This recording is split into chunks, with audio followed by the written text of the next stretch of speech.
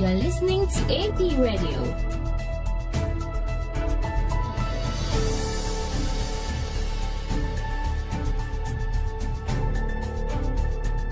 Action Power TV, the way of salvation.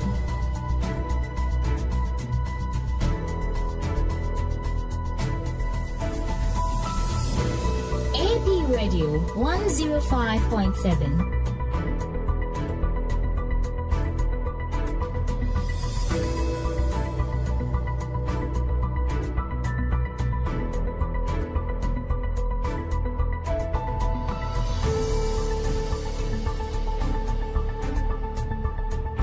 You're listening to AP Radio.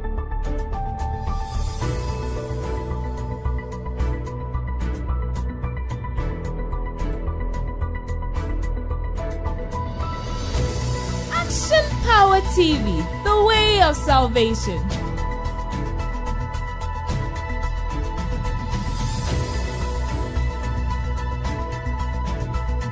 AP Radio 105.7.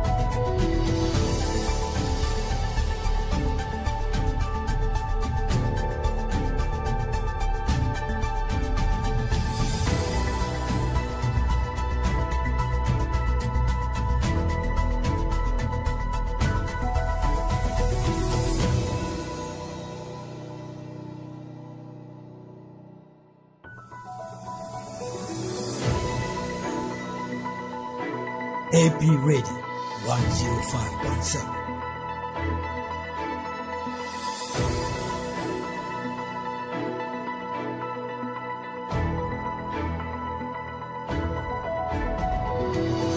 Action Power TV, the way of salvation.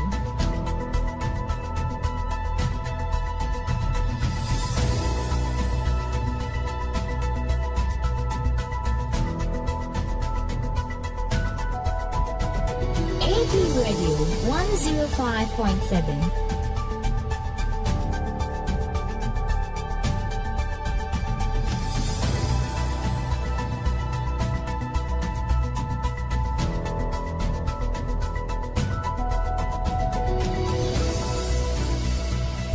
You're listening to AP Radio.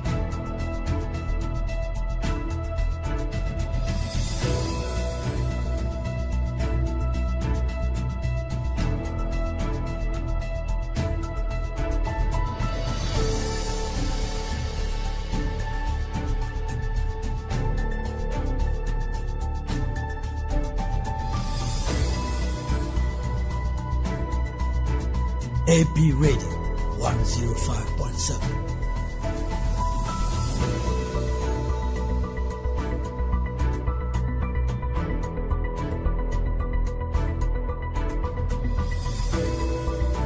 Action Power TV, the way of salvation.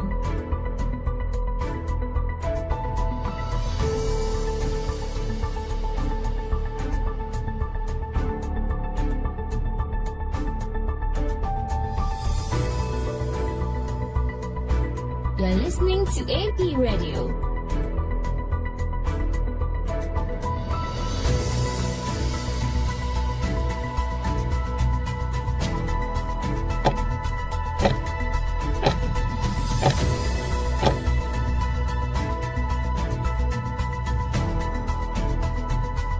AP Radio 105.7.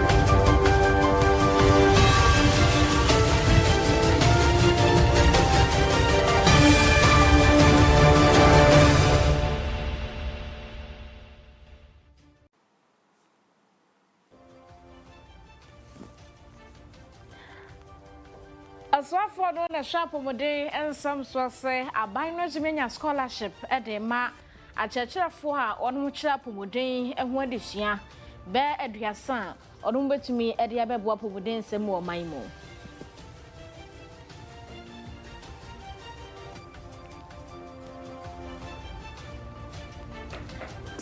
so ana okọ enkokọ ejwani mu a wo mo de ahye contractor bi nsase onsi dwan foforo ma wo mo no wasesa ne adwadifo no gugu wanim ho no won pese wo mo de akade abakora mo ntimi mante wo se adwadifo se ya mo nko ma chi kakra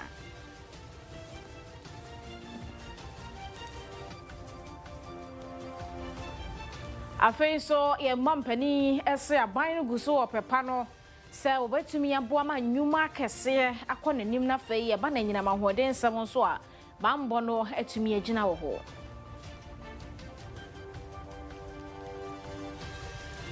yebekọ Peru amanebo ne se won makwa akwoto aba akwakoyi oba mampani na nipa no one ne pre de no opposition kese no wo kire se won mo aye ne bukata nti nani abrepa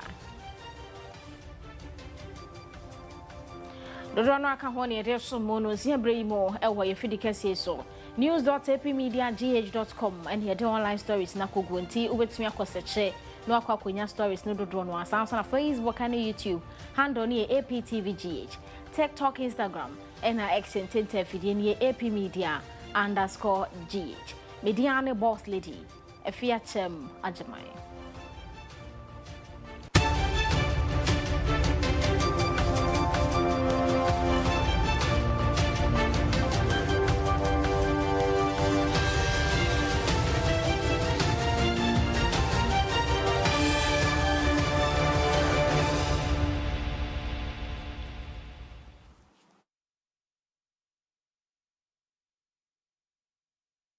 ya shayan samno Action Power Faith Ministries of Penny Dr. Kokudazi Ephraim na church nkwaje kwan kwasiada no pabia no so ye nkasa fidie so no de ma ye sebiso biem no aya na eba wokuada ne fiada nwume no so na nanu kwasiada ana Dr. Ephraim ekasa kire yen efa ability to see na emresantini waka ho asam no akire mu se enipa pi noa epeso munya fa hodie ewo Kristo so mo beebi anso so afa hodie ye de mabro so bia na ne ma gensemo na wakira sane Kristo so msitie no untumi mepe ofa hodie wo ha fa hodie ankrofo penti ena obi wo so obetena sori na so so obenum nsa obetena sori so bebo adwaman obetena sori so be yedo no ankasa na kono kire ne se wonye Dr. Ephraim chese enya sana nyameso mpa etie enti se opese usum nyame no kware mu pa de a esesa wudi ne nhyehyɛ ne na akwanso no ene be kire wo Kristo so mapa wo somo ade bie wo kire se nipa pi enim nyame eye asorefo binom adwen a wo mu wo fafa hodie eho so wo na wo sie se wo sum nyame na wo ka se wo pese wo nya fa hodie a esom eye wo ho a watu asi ho se udi bema nyame anu nti se wo si agyina se wo besum nyame a utu ho nyina si ho edema no wo de ho be hye na kandie ene na kwankyere ase na se wo yesa wi a untumi nka se wo pese wo nya fa hodie se wo pe fa hodie fri nyame ho se wo de ho be hye nyame ase na wo hwehwe fa hodie fri ne ho a wonte asemfo a eye esom no ase wa de wo ye kura wonte ase so wo si agina se wo besom nyame a wo ye no ura na sem na wo de transe wo de wo ho ato ne so eno nti wonde wo ho esanti ase a woni eni adamo ne atuate a ewo asorikofo binumu ntino wo mu na siese wo mu sum nyame enso so wo mu se wo mpese wo nya fahudie a efride be mu se wo mpese wo besuma urade se wo mpese urade Yesu be ye wura se wo mpese wo di nyame asem ebetrase na sa umpese udi uhubetu nyame so a ubeti mafiri nche yako on show set and chain. A yew and I will see a giant over Somono. One show. It's a damony in Shaswa. Anyone mature war, sa a sorry for no monentino. A year all my jeans are to me as swingame, no my diomope. Enrichly, Dr. Frey at the Cocobo, Emma Crophobia. One of Mokekasa with the Christosome, Archer, one a day. Sanya money in her, and yan some was to me, can we accuse one another Christian tea? In Cheshire be a wobia, no so to me to wash him being cophobia, nay, one my journal, a woman coffee fan, same be 50 baby as she shim, now you almost so a Christian. Over to me, I near my pino, or Chessa, and yasa, and now a kiss to Francasa, it's yes, so what to once was over soon beer, or some nipan through Pemudu Muadina, now the nipan chile no now this one casan of our money being from a town. And in Christopher, one mafa who dear no man casanam de omopeso yeso, edenam a Christosumono, Dr. Film abo Mokopa. Matre a sumudada. Na de ma Christopher, a ye nyamin crofo, a ye nyamia semo ye dear chile. And unti beda no akase, a nipa, a dinyamia sem a bo ya brabono. Ya di Christo som achichiri ya.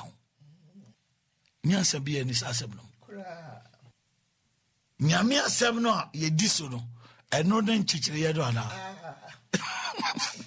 O se ye tri ahwi nim kasa. Adamoni na ehye nipa ete sa so se. Omo nsori ntia nyame asem.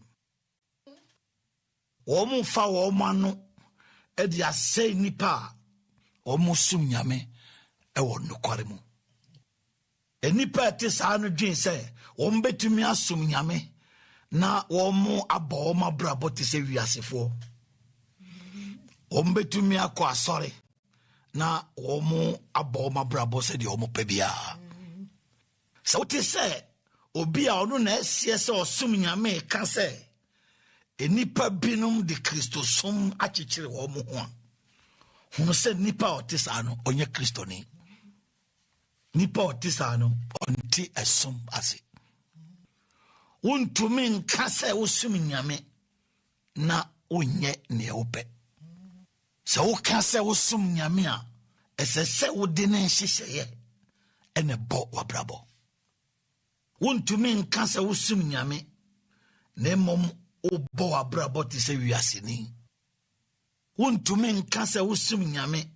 ne mom oda ho adi etisa hohomboni wontumi nka se wosum nyame na wasiesie ho te se Jezebel te se de mre bi atwamu me ka kire wo no se de nyame se memma ne nkrofo modwaman memma wo mo ni obiara wo mo nware no enna se una osie se wosum nyame na se wo pese wonya fa ahodie di bo adwaman a unsum nyame wati ne suatia usum ahomboni so wona wosie se usum nyame a ofa ahodie no esese ye fa ahodie a efri ahomboni ensem. Action Prophet Ministries of Penny Dr. Kokudazi Efim Church and Kwajakwan Emun Sembi enono. Na yanto so for no na shop modern sem so yo no nyamfo kwabna minta candle. No se we ase no ekwo nenim efa na pomodin e de yarehwe ensem. Said ye enyarewa bi wo hono ma nura na wo mode sanyina wo mu pejemu eye afoforo de gum se be betumi ne sa anyarewa asi ani na yetuni nyina se de afri hono a eho akwakohia sei oh my God, na a nurse for doctor for omo ye adwuma wa pomodin so ye no so yetimi mo nim de no konenim ento so aban nim de ne nhyehyeye mo no watimi anya scholarship de ama wono mo a wa pomodin aso ye nim ba aduasa ana se wono mo a ekire apomodin ho nsem e wo training colleges ya hodro ani suapan hodro mo no ba 30 ye ma wo mo akọ school no makọ akọpagya mo nim de mo fa na wiase technology ene abefo kwan efo so di dwuma aba ye de nyina wura ayarehwe ne ayaresam no a akyekyerefo yi kọ no mkopejo mu nimdie ma wogidi ye se omo so betumi aba be kyerɛkyerɛ desuafo a wo mo gentetiye e wa pomoden ensemo sebe omo so nimdie e bepem akonenim. The largest segment of the health workforce and are often the first and most consistent point of contact for patients and families. For this reason, the government of Ghana through the Ministry of Health places high priority on nursing and midwifery education and the development of specialist nurses who can provide advanced care across all levels of the health system. The healthcare landscape is changing rapidly. Advances in medicine, technology, and disease patterns demand specialized knowledge and skills. Our vision is to produce additional nurses, specialists to fill the critical gaps within our healthcare system locally and also to support the managed migration policy of the government. Achieving this requires investment in infrastructure, equipment, human resources, and system strengthening. The introduction of competency-based curricula for nursing education, we have secured over 30 scholarships for health tutors to pursue PhD programs.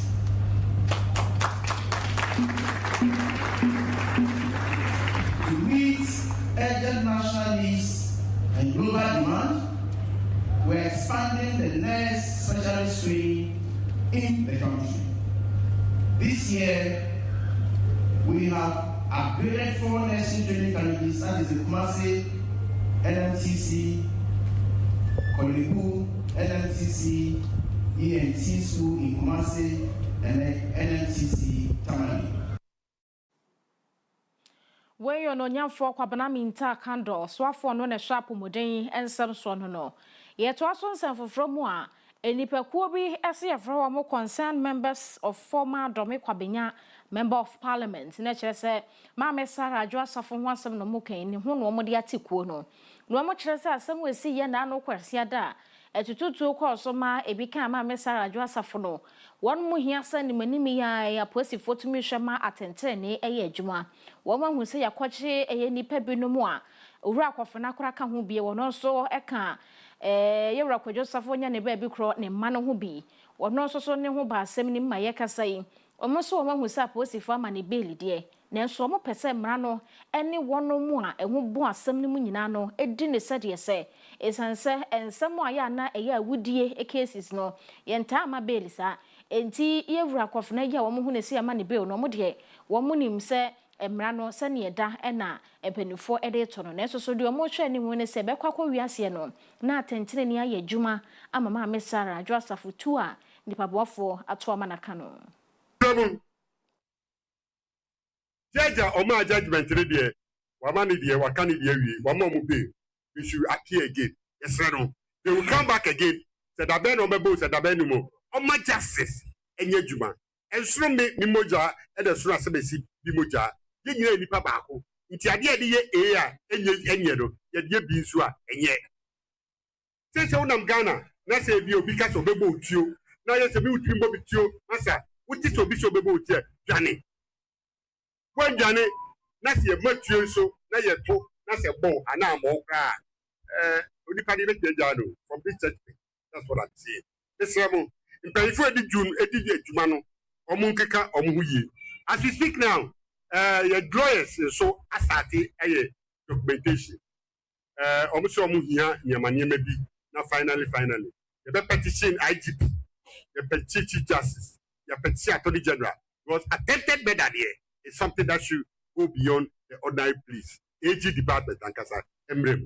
And then no more besia, more benina no yedamase because munda mobe poa na situation adwa me.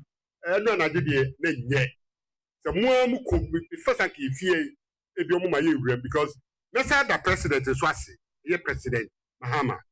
Issue is onye MPP ni oye obi a oye strong MPP ba MPP. But the CA, or the nyama bi atu kwemu me am catch as hey na president onim say we MPP so yes asa oba o woman the papa odo woman ni pebinti finally nyama bi why there meet me said to abontin. And it's a quo, my come on, almost say one more pray. Attention, Eddie, my Messara, Joa Safono. Woman or modern son some way at two Jawamunam, Dr. Emmanuel Boishaso. And what era, Quajosafonia and baby crony, my man, or kid to a woman, Quajosafo Junior, or no so than some to dra. No, a cheremo, sir. Kistas have formation in a enka woman na omuma crow ye any a cotton woman. A sunset, dear Acosono. Obibeka sempa pemu ebemu eni ade na wogidi ye kura se asem ye si achi no ebecheri ye pa ansa na nkrofo abenya gidie ewo emma ne mu se wo maka omo abom nti obesere se de asie bia no abotoye mo anasa komatoye mo mra se be ya wo betumi enya nkabomo no. Should ride and in deliver food I'm not say patron out to him. Na me so what can thank a few until Afa brem I was going to Taifa. Now that say hey I hope you no see that was in row or say hey can thank a few me dear what your mommy missa delivery food for said or the bebrewa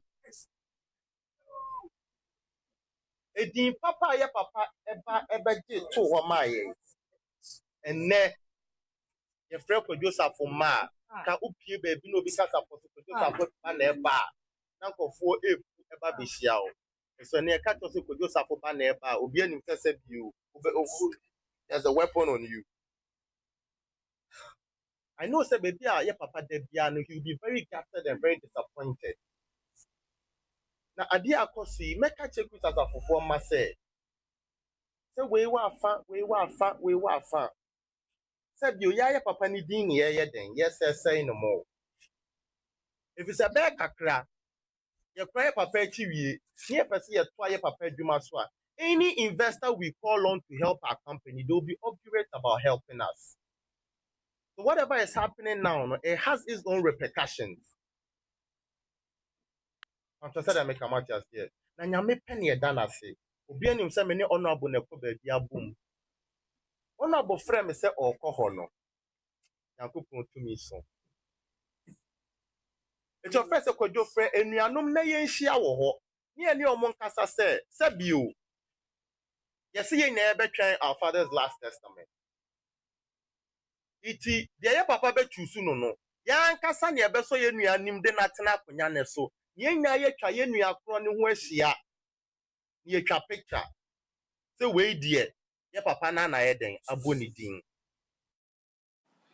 We Quajosafo Junior. Ono na eprekro ye ewo Kristo asafo mishinim de ekoso nyinamo.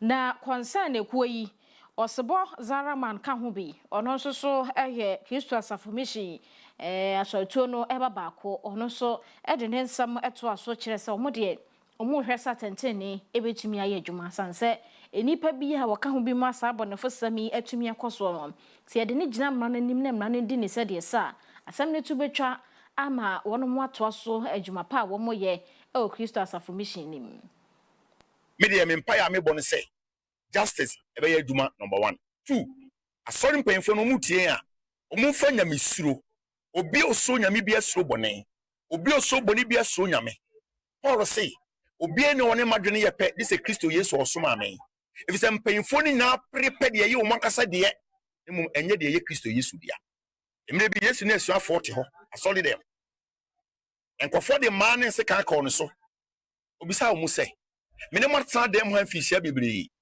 ade ne ne mo de se kan ne mai ba me so sɛ na mo bɛte akrɔmfo yi we kyerɛ sɛ onipa tirim osum de wo bɛya ma nipa bia no nipa enso nani wo papa na boa yɛ nti yɛ pɛ sɛ ne tirim pɔ na gyina yɛ ne legacy ɛtoa so ɛne sɛ mo sase bɔ me gya wona me kasa ɛnya me na me kasa ama me ho ana sɛ me pɛ sɛ me ntotoyɛ ɛba abusua ni mu na mmom ikasa no korɛ ɛda adi na me bɔ mpa yɛ sɛ na me nua ketewa no kae no ɛda yɛbɛbie yɛ papa wela no a yɛbɛka nsɛm no Ghana fo nyina bɛka sɛ ɔsebɔ na woyɛ no kwafoɔ wei ɛna mepɛ sɛ me papa n'akyi ɛnsɛe Nti ekua wo maka mo abo mo pattern na dia ma mesara Joseph ka ne mrahye bedwani de madro me kwabenya abato empeso no so no wo mo ne nsantwefo di nkomo a ne yeti ye ne hwe ye nyina wo mo de atodwai ye kɔ ni partner ye mo ensem.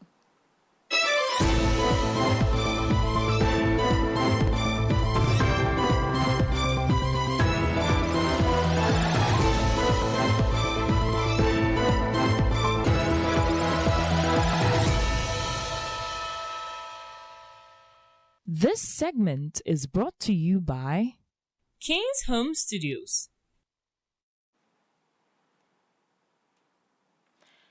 Arawa some enkre to epikase yapono so ene sa kwanhia biase wa abase eno ewalubo ene takrade kwantempo no so nam so manipa mienu wo mato ananom nsie do ememu 9 de wo maprepre modin pa yese eyeti patrack bi ena fe Nigeria passenger bus a ede nipa bi no free Nigeria manimu eba ha Lagos ne free a eba ena ene sati patrack yi abekensi ani Ghana National Fire Service force wo mo ho anomunya ko edi free nkrofobia wo mo ben hodom e kire se akwanhia bia sintintempa wo mo mra wo mo se sima no be ensiamu enom de duru ho wo mo ko ye na kire se aboafo wo ho atumi ayi nipa mienu e de aba abonten a emunum de ehyen no se ne asia mo amanaka wo mo hyemu nti wo mo ni ndie mu na wo mo timi yi num no e de pie ye do mo ko pie mu e welubo aban aya asabia no ko ba ne se mate ni no ya wo no wo tipa track ni mu no ko to ananom nse do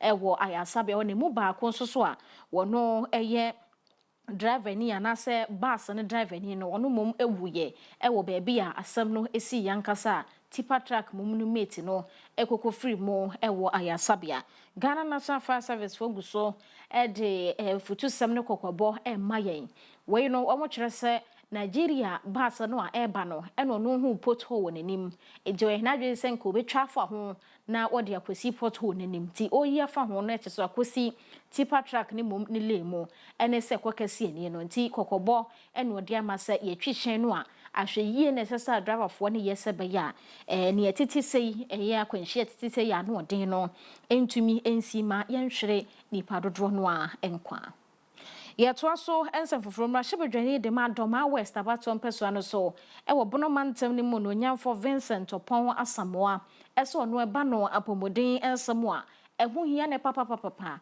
enti wode hyehyeye egu akwan mu a ebetumi aboa ma yare sabia hodo a ewo ne mansi ni mu no ene ma etumi akonenim Free primary health care ejumedi a aban no de aba no wo hwe ni hu se beba be ka apomodin si achi ba ho na aboa ewa yare hwe ensemo enti obekwa ya asabia bie no emre no edi kan se wo koye check up ko hwese yare bi wo mu ni ade free primary health care policy betumi afasa ka ni gina e de amount enu nti ukodoma west no wobono mantam ni mu a wo mo na apa wo mo de so ho ntoma e be hya ase e de djuma djumadi ni mo no e na wo mo aban krachepani e de etu dwesa aban ne pepa wo e de mapomudin ensem ne no abia no so hwe ni mu se free primary health care no adododo de bi e wo mu bia emu tricycles aban ne de ba ni na obechi bi e de ama mansin no sebe wo so so apomudin ensem e be konenim Mebo mabaso bebre ni amu gidi say ye baba tumu na ohwe condition under which some of you no ye adwuma ya na ha drink kakra na so ma volunteer say no betina you grow kitwa nu na ma ye adwuma den e di ama ya manfo wu grow kitwa nu mu a me gidi say it is house of adwuma pepepe e na mo ye it wa wuti say wo ye na wo ye ni you know it yourself the bishop Ukraine. Yes, you are from the bit now, the more humanity cost, i.e., accommodation. 2, network. Say, telephone. What a man will be called to a business, to me, your call, I decided not to prison. 18, say a bit my standing telephone facilities, I couldn't be free. Say, oh, how bit my communicating with the outside world. I believe, say, I'm on your phone, a bit my anything. And the road network ya kwaya ya faso ekodi ba no se bit na ba na wo pese se obi kura eba na se ahode no wo fom na ntimi ni bit ma refer e di abade se office na e bit ni ama na akontem na wo ebi a meta ka tell me am me Bible verse me there but meta ko to power rescue the perishing care for the dying pray before any asori bebree omonyum na me hwe na say Bible no o find in the street na nipa or this word we buy and obi a we be friendly yeah there na baba say 1860 something and I'll go to here and you was sorry bebree rescue the perishing care for the dying. We Abakra Chipani de Madroma West. I am mentioning no abono mantem no nya for Vincent Opon Samoa. And what shape and you can chef for no soda pomudin and someone no Doma West Hall. Your Honorable Stephen Azoba Wuni. One also Eddie Nisemu to Jana say Ura Daniel Wusu Amponsa. And one also say Sa sheye ya ban ne dia ba omo Doma West for so aso omo so no omani agye ho pa esanse nyemansin bi e wo mayi mu no mo nsa ka bi mprempren yi aban no yi bi en wo de free primary healthcare policy na edru ho nti wo mani so de aban no ye edeboa apomodensem no ya you ready say abeson na meka say ye wo how kakra na manya MP ewo haidie mami nso nkyere MP kakra mene hospital no enye DSD nko a eye DSD any hospital yura MP yura BC ye ka asem ne mutu sem ewo fo kreni aban bo no homode na no ye boye mutu enan a ya che de ama facilities no ya san anya tricycle ya eno so ebeboa ama yendwumadie akọ enkan a yewia honorable MP ene chief mo represent de ama ye yesika asem so de yenka ho asem health insurance and sheda entua no papasa ewuma na one be ato afro last year the end year but I said this year no and sheda emma intentem social staffing a problem my you MP yes so oben headquarters here ya na waka bia my nanu ya portal yi bie na ye hwesenka free primary healthcare yinti Kadoma West ye benya nipa dodo enso so nipa aduonu miensa pe nom de mai ye ne hospital never be chew 23 enye 53 23 inti yura yana We ayora Daniel Owusu Amponsa wono ene Doma West District Health Director na ono so de se we nyina to dwa free primary health care bi adru wo momensi ne mo ensem no a ekoso bi no na yakọ enkokọ Central Market aban no de sa enkokọ dwa no ne siesie yi a wo mpeso mu sine foforo ema 24 economy dwumade ni bi kra koso no wo mo de ahye contractors na engineer woda contract na no en wose abosome be enwotwentem de ompese omudi wie dwa no na womuguso a ebo mo homodin ade ba ko ne AC won mo kwan pa ne se wo bia ya won mo AC se dwan no eni mu nyina dwadifo ho mo motonton ade ente se dwadifo aye mo free dwani mu no wo mo na akwatena tani mu wo mo ton ade no engineer yi se wo manka se ewremu de omutumi wrem kokoyo madwuma na eba ne se mo de kyanya kese akwakofa equipment ne materials dodo no a no mo de ba wo munya ba bi mfa eno so gisi e ka se dwadifo mo nsore nso kra se ba ya obi ba sori afri ho ma ahyan no kra ye de ewrem no eno so ya asem foforo eno ti no de ade se de to wo mani se wo mo mpinchen e kakra na so wo mo nkwanchen kakra se ba ya ye de nioma na ebo mbetumi di aba na omo di aba besi awie so omutumi wie ntemu a adwadifo betumi aba mu aba beton ade ama niema so atumi akoye nemom omo sisisi ne kwan a emre no wode ato so mpeso mu wie no omo ntumi wie engineer Al Hassan Faisal Matthew wono ne de sanse wetu dwa ya mamu sansi for but ya amount for yes omo ma ye kwan na yamra ya yenya how kakra wo ho but entrance no that sisi ade bibia de market woman they make an say misra ma me ko to you before say omo hu say ye ba ye pese ye wuro ma ye sra mo materials no mo ma ye kwan na ye mba ye adwuma no say de se fata 8 months no kra no endro nyame ya adwuma 8 months no endro na ye na size no ye 15 by 10 ya mo so kama we ayoral Hassan Faisal Matthew wano ana site engineer na wakyerɛ dwumadie ne de yakɔ nanim enso mo how bi no e wasa dwadifo no so firi kwam na mo de ne ema ba o matumi zi aba amom ho ayhare ebi wo nso e won portable ho no mpanimfo ete committee a mo na ehwɛ sɛ dwano o mo betumi asi ne kama obome ehene ahemfie ho ho na committee ni nyina efie na wo mo de nsamo etu dwa na osai kisi ono eye benkumhene e wokwawu obome ho ene wo kyerɛ sɛ dwumadie ne de ekɔ nanim sɛ de sɛsɛ ekɔ mo ankasa kɔ site ho no mo kɔ hwɛ sɛ engineer ne bɔ no ho modern no wo mo ni aso omo hwɛ nim sɛ nche bi ya ebetumi awie na aboa adehia wo no mo ewo kwawu anasɛ nkɔkɔ ene ne mpɔtamo nokwari yɛhyɛ nkɔkɔ manbɔ sɛ committee na obome hene na lefo plaman autosom yasa etiye no ye de ani bedi adwuma yachi efi ni mfitiase ekosi na wie ben na otwemie no atwam progress of work at that time na ohunu enne ya ohunu say improvement kese pa abam enne wo behwa say animu ha stores no floor no ye memfa say ye crew so ye de concrete ye be share concrete aguso the akano so ebedu na otwe sene anase enedu sene ne no so ne yakuru ahade enso so yebewie aha no so na aha so block work a wo ha nyina ebetumi ama apagya first floor no ne no so na awie pay nti wo hia no kware ni bosha contractors ne man here no we say that they are within time. Building committee no the oda wo no na osai kisi osai benkumhene e wokwawu obome na wo kye so maba be hu si de dwumade ne kono na wo mani aso se betumi aboa adehye wo nkokɔ ene ne mpotamo ye twa ho akwaje aboa fo nkrato ye ba ye kodwadie mu ensem.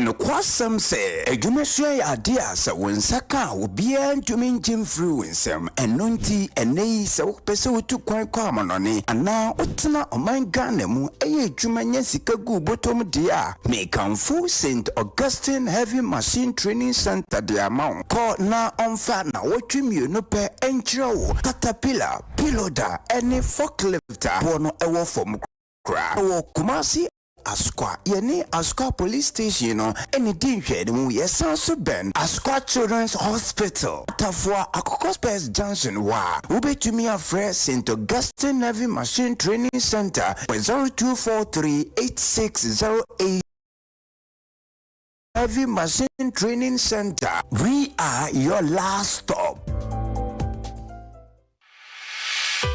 For desktops, UPS, toners and printers galore, Bell Enterprise has got it all, from CCTV cameras to office chairs that keep you in style at affordable prices that will make you smile. For schools, businesses, and individuals alike, we have what you will surely like. Contact us on 0245 099 786, 0245 099 786. Bell Enterprise. Shop with ease.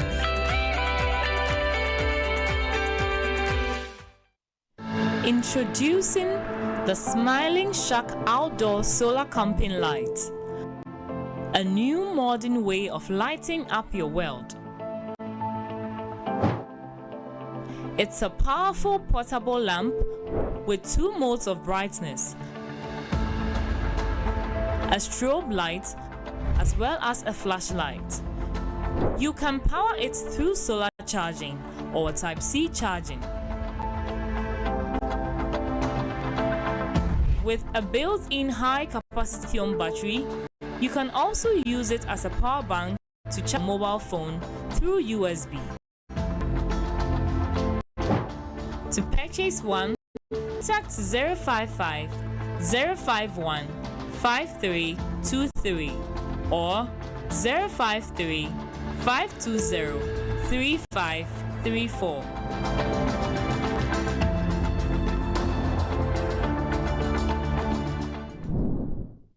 This is what mini wireless networks look like. But hey, this is what they actually look like. Introducing Kenny Rose Wireless. Switch to Kenny Rose Wireless and enjoy streaming without buffering, communication with no lagging, business without restrictions, and achievements with no limits. Get connected today. For inquiry, sales, and support, contact us on 020-8282-810. Visit our website on www.kennyrosewireless.com. Kenny Rose Wireless, internet made easy.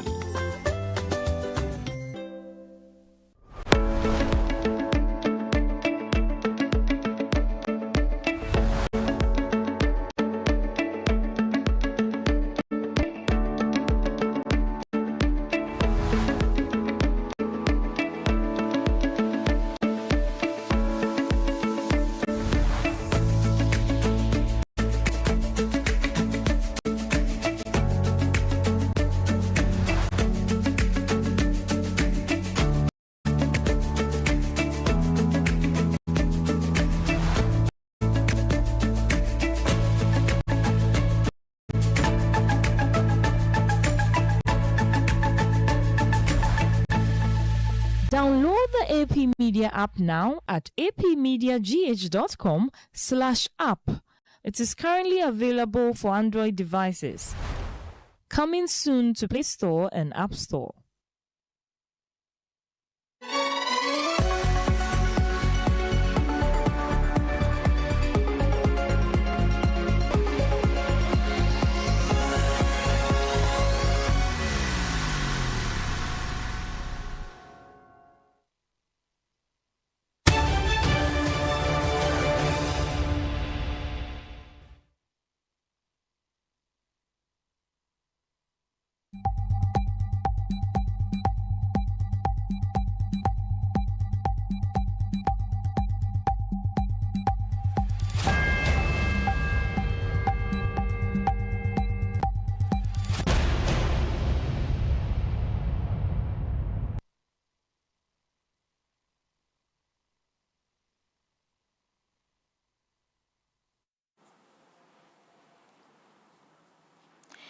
try hokwaje aboafo nkrato hi APTV ene radio 105.7 kasafidie so enwero nsia kase na ugu social media fewutie ewo yen kasafidie yi eso na yeto so ewo dwadie ensemo ye mampani His Excellency John Dramani Mahama se wono na memu obebu ye die eniema na nke de konkrofo amanso ewabra yenya ne hwie beka ne se raw materials ahodo nyina no yenya ne se biom se no ba ni mfudio se sika kokko wasase magudi ayense beka o ni nyina no ye de be konkrofo amanso no ye be hwe ne adani e de akobibi foforo mu a ebetumi asombo anase bo ebetumi abemo se ba ya ebetumi ede mfaso di abra omanyi na yenso yetumi apema koyenim ewo economy nim saa de nhyehyeye ne neginesi nyina ahye resetting agenda nim eni tom ho ne yie se fisa omo hyase no eniema nso ekoye ene ye de gold ne kwa amahodo so ne ye de ko bibi foforo mu anase ya amfa anko ne nim no mu saa no a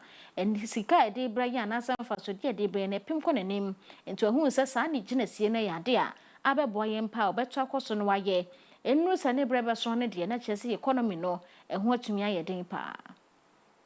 Ladies and gentlemen, our objective is clear. We are building an energy sector that is productive, competitive, resilient, and globally relevant. That vision lies at the heart of what we have called the Accra Reset. The reset is about repositioning Ghana from a nation that primarily exports raw materials to one that processes, manufactures, refines, and creates value within its own borders. It is about ensuring that a greater share of the wealth generated from our natural resources remain in Ghana to create jobs, support businesses, build industries, and improve livelihoods.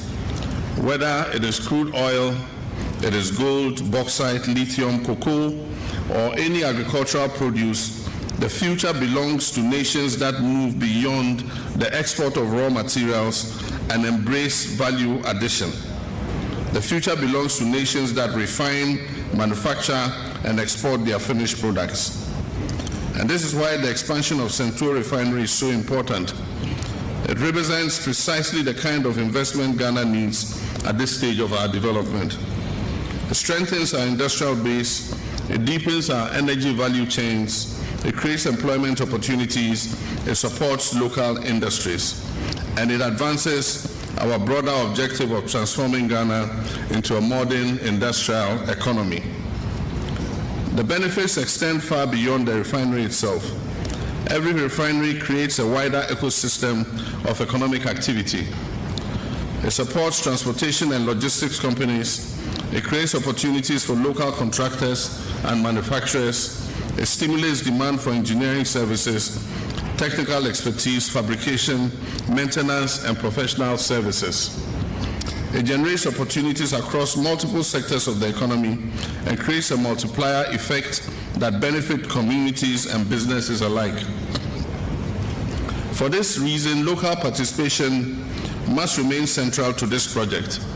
Our local content agenda must be viewed not merely as a regulatory obligation, but also as a critical pillar of our national development strategy. We expect meaningful participation by Ghanaian companies throughout the value chain. We expect deliberate investment in skills development. We expect strong partnerships with our universities, technical institutions, and training centers. And we expect the transfer of technology and expertise that will enable future generations of Ghanaians to lead and innovate within the energy sector. We are Ghana Mampani, His Excellency John Dramani Mahama. Near to also dread the insem one here call, Sikakoko, a formua. A penny for one at that good border, no, actually said, one way to us a small good year, and a cassium large scale for no. A good year be a woman to the that's ya monoa. Yenyanishe no ano, one more tom 30% ede ama gold board for Sebeya, one more super ready edijuma. Na we turn our motor, a monk or ton will be man to seek a manasa dollars more. On beton a yanka CSD more. Bank of Ghana said the exchange rate, Tiana, foreign rate in a tiano. San or mobetono, ede a free large scale mining for no ho. Omujidi say, bet to me a boy, or show my Ghana. Say ye per se. London Bullion Market Association for Epinesoma yen na yanka si gold no yetumi refine no ha ye dan ni ms sombo na se ye bi foforo wi ase adwama so nyina betumi agye atomu na ye betumi aye ne sa eje sanhihye ye ya gold board for king enu nti no masi se agina ye ya omo hu ni se large scale for nyina wonmo enya womo gold na eyamuno na no mo de mu 30% ebeton ama gold board for mo beton wo yanka si sika mu so se be ye bre ko nanim no sa London Bullion Market Association for betumi agye aginasie ede atomo. After months of negotiations with large-scale mining companies in the country, we are happy to inform the nation that the government has secured an agreement with large-scale mining companies in the country, represented by the Ghana Chamber of Mines, for them to sell 30% of their output, their gold output, to the government of Ghana, represented by the Ghana Gold Board.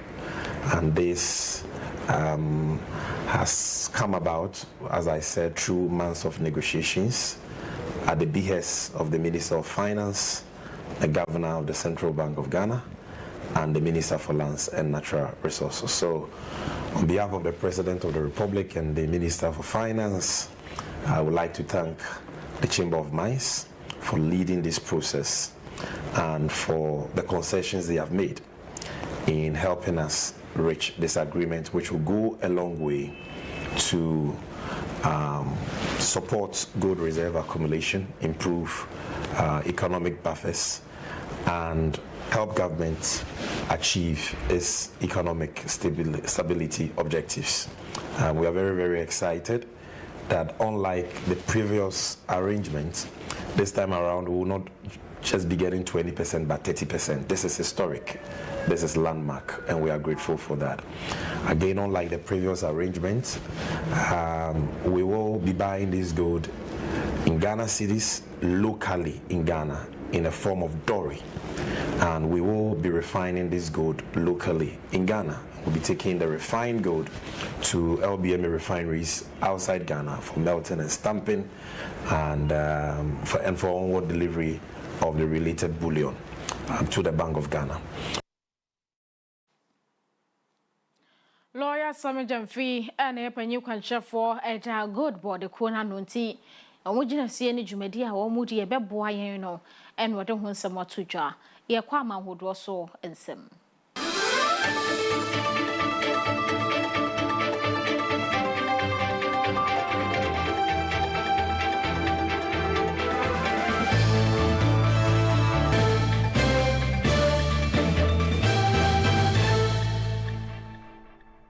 This segment is brought to you by Desat Solutions.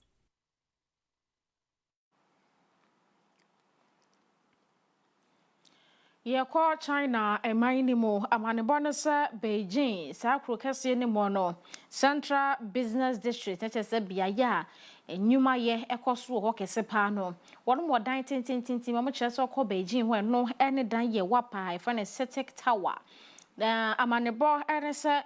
We mushen kuma bi sani wo mo aye no China for no an ye say we mushen nipa mienu ene tenemu ne kese no aye say hyan a enam yakwan hodo so we ensonso ne say enam wiem na eye wiem hyan akwa akohwe sa Cetic Tower ne soro ho no mu last floor nim enam so ema yesesa ne hwehwe wo ho apapa na nya semkuma ne ho akwa kohia say epanimfo a wono mo wo mo hwebambo nsam so etumi ma nipa wono mo dan tintin mu nyina epie no mo hwese de niema asaye anaso saye akoso no esiti ansa no mapene so ma se nipa betumi remonti ye kase nhwehwemu guso a ekoso nsunsuanso a se awiem hyen kuma enya wo dan no so no se hu behia se ni manim ye ma adwuma ensan koso e wo sa Cetic Tower yi mu a wo mu de betu dwa se nso so no brekro a wo be yo mo hwehwemu awie ene nsem wo mu de beba bontin bia no wo mo de aba abontin nipa bia ni wo no mo a ne ho eka ye nhwehwemu guso ya ekoso. Beijing's tallest building showed signs of damage on Friday as images and videos shared on social media appeared to show debris from a small aircraft near the skyscraper. According to Associated Press, while the images were consistent with the location, it was not possible to independently confirm their authenticity and they were quickly removed from the internet. Hong Kong-based newspaper South China Morning Post reported that a small airplane crashed into the Cetic Tower, also known as China Zone, in Beijing's central business district. Photos showed what appeared to be a hole or broken glass on one side of the building. Heavy police presence, as well as fire engines and ambulances were seen outside the skyscraper, which stands at 528 meters. The cause of the incident was not immediately clear, and authorities have not issued a statement on the incident.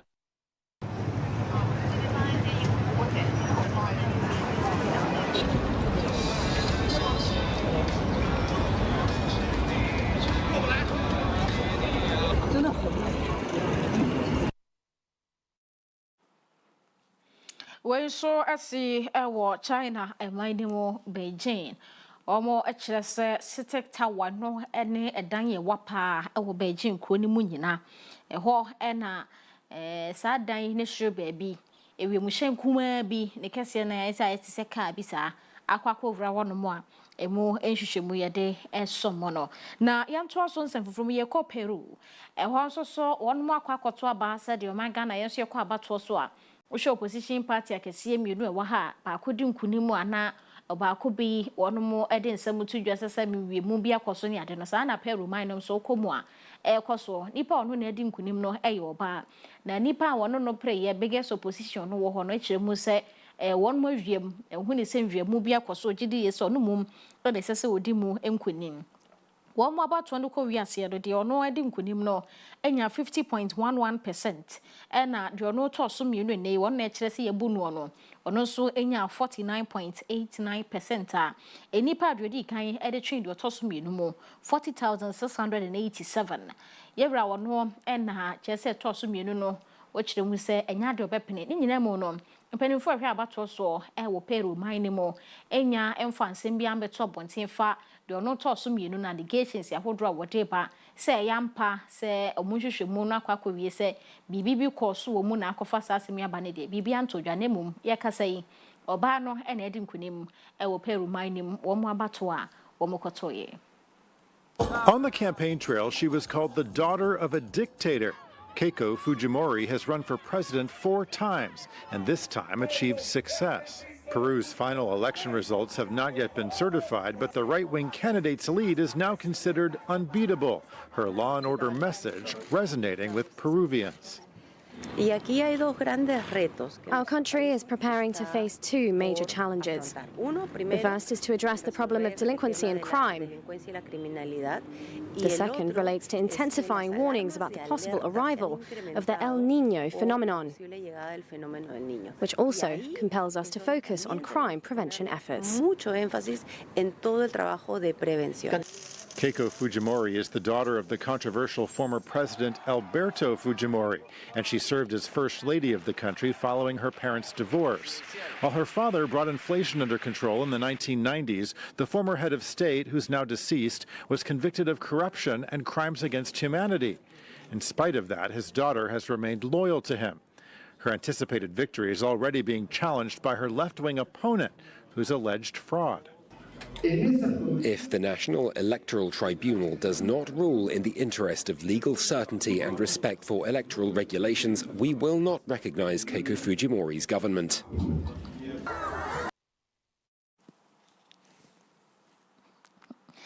Oko Peru a olwa kwakwoto aba ama onwa kwakwoyi oba so omuma mpanin Keiko Fujimori na wono ene behwede omo so abakosam chese opapa edi mampani ewo oman yesuda ena ono soso epese oto aso bi ne so mkwa abato so a omakoso edi amano no ye jama no ne nsemi so ye do nyudwo kase ni nesi ha news.apmedia.gh.com na abenya online stories no in Facebook and YouTube handle ni APTVGH TikTok Instagram ena X entente fide ni APmedia_GH obetumi edwani edi adwumedi achi boss lady Afia Kyem Agyemang ni medin mebe so mo kase ne kinkan mu anwumre ene eyefia danti no so Dr. Kukudazi FM ne ncheche nkwaje kwan sibisu bi mbeba wakwan mu TV so na afi ukwa radio no so commentary ebe kokoso wa bra kepoku mu ebe tena so na omodini nyina asomo ye bo every weekend nim